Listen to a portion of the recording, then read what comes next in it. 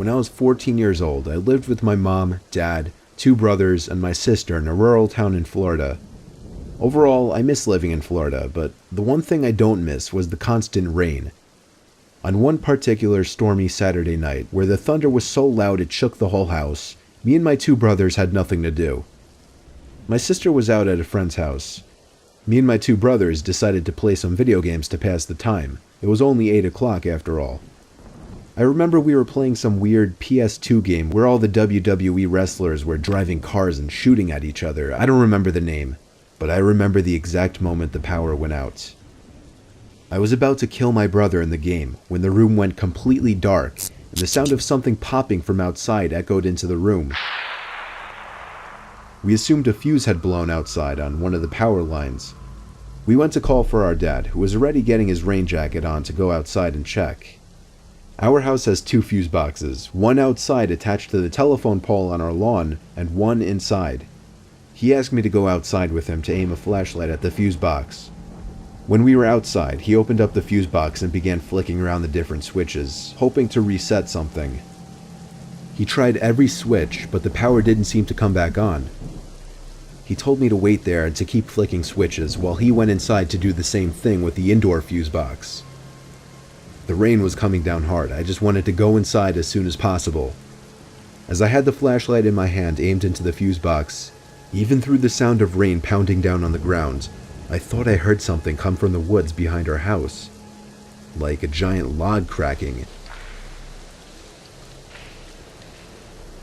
I aimed the flashlight into the woods, and for maybe half a second, I thought I saw an arm reaching around from behind a tree. But as soon as the light exposed it, the arm pulled away behind the tree. I shut the fuse box, ran up the front patio and into the house. I ran to my dad, who was tampering with the switches inside the fuse box in the closet. He entertained my claim, but he didn't seem to take what I said very seriously. He followed me outside around back, where I aimed the flashlight into the woods, the same spot I saw the arm. My dad took the flashlight from me and made his way into the woods. I stayed by the back patio in total darkness. Pretty soon my dad went so deep into the woods that I couldn't see the flashlight anymore. Growing nervous, I inched my way closer to the woods, repeatedly calling out for my dad, until I found myself walking into the woods. It was hard to even hear myself think over the sound of rain pouring down on the leaves above, but I did suddenly hear footsteps not too far away. Once again, I called out for my dad, and I heard him answer. This made me panic. Why, you may be wondering? Because my dad's voice came from a completely different direction than the footsteps. I ran in the direction of my dad's voice and eventually found him walking back to the house. Out of breath, I barely managed to tell him about the footsteps over in the other direction. He told me to go back inside and he'll continue to look around, and so I went inside and locked the door. Me, my brothers, and my mom all waited by the back door, expecting to see him come out of the woods any second. Eventually, we heard someone at the front door trying to open the locked door. I went over, expecting it to be my dad, but my mom stopped me and looked through the peephole. Then she screamed.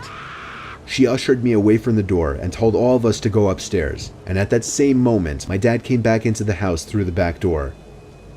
I didn't see the rest of what happened, but I heard my dad yelling at someone outside. When he came back in, he told all of us he saw someone running into the woods. I knew he was taking this seriously now. We thought it would end there, but the next morning, we found that the basement window had been smashed, and there were muddy footprints all over the basement carpet.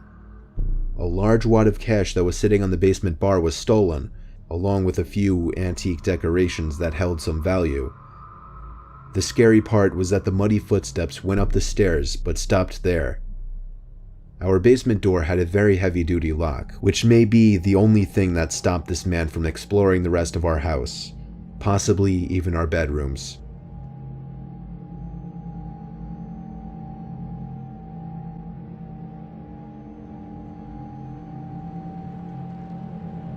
It's been a pretty rough couple of nights over here in Midwest.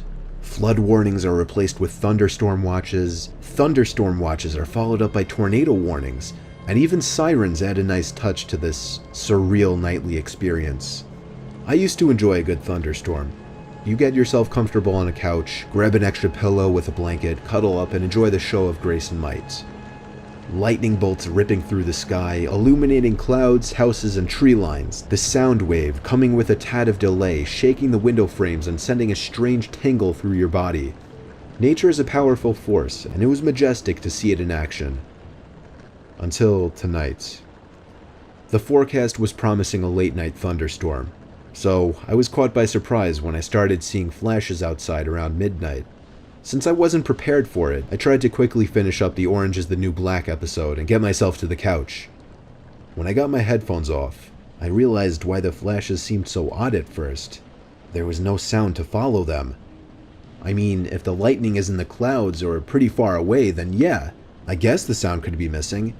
But the flashes seemed so close. I decided to check out the sky of the kitchen window. There's a pair of large glass panels that give you a good, wide-angle view to the outside.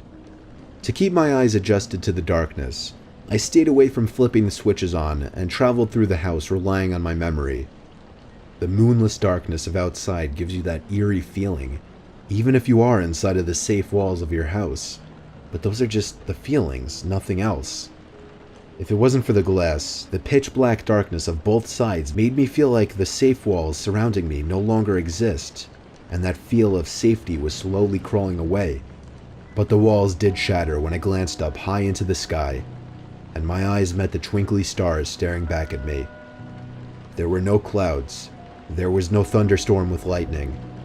No, there wasn't.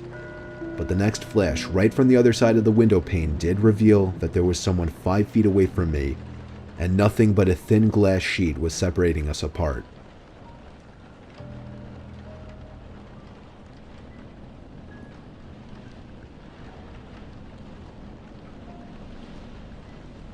In the year 2009, I was spending a weekend with my uncle on his ranch when my parents were renovating the new house we had just bought.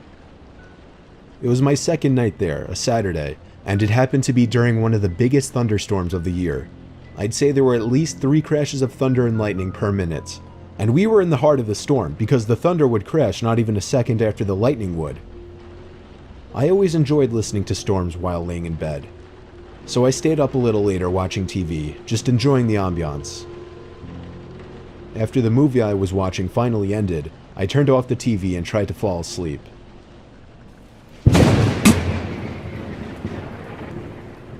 As I heard the lightning strike from outside, I could have sworn I heard some kind of metallic thud coming from outside at the same time. I didn't pay it too much mind. 20 seconds later, I could have sworn I heard it again. A very distinct metallic thud coming from outside to match the timing of the lightning. I really don't mean to make this sound like a cliche horror story, but my uncle really is a kind of creepy guy, and I was never close with him even remotely, so for that reason I didn't feel right going to wake him up. I just tried to forget about it. Now I was getting concerned. What the hell could that be? After the 3rd time, I finally got out of bed and walked over to the window of the guest bedroom. The water pouring down on the window made it extra hard to see what was out there in the dark fields. A flash of lightning momentarily lit up the property, but I couldn't see anything. However, once again, the sound of a metal hit accompanied it. The sound was so close now, it sounded like it was coming from the left of the window at a blind spot. I was going to do something I knew my uncle wouldn't be happy about. It would be a bit messy, but I was going to open the window and peer outside to see if I could see what the sound was. I unhooked the window lock and slid it up, and immediately the wind of the storm blew drops of rain into the room and onto me. I stuck my head out the window and looked to the left, and at that very moment, lightning lit up the property once again, and I could see a person dressed in all black crouched down by the outside basement door with his hand raised in the air. And before the sky went dark, I caught the briefest glimpse of what the sound was coming from. The person was bashing at the basement door lock. I pulled my head in and quietly shut the window, making sure to lock it.